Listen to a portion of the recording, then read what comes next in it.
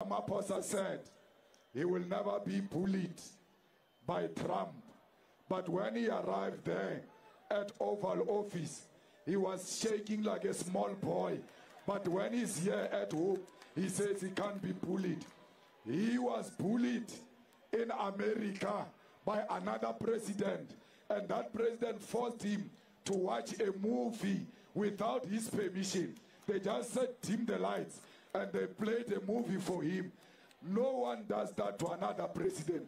That is the highest form of disrespect. Ramaphosa has destroyed the dignity of this country internationally, and we must restore the dignity of this country. How do you have soldiers being killed in DRC? How do you undermine the powerhouse called South Africa by deploying the weak and have them killed? And yet you say South Africa is a powerhouse in Africa.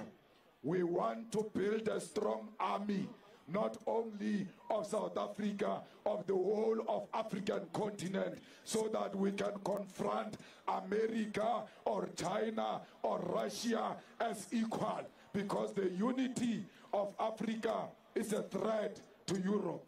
That's why Africa must unite. That's why Africa must have one president, must have one parliament, must have one army, must have one currency, and that currency must be stronger than the dollar, euro, or pounds.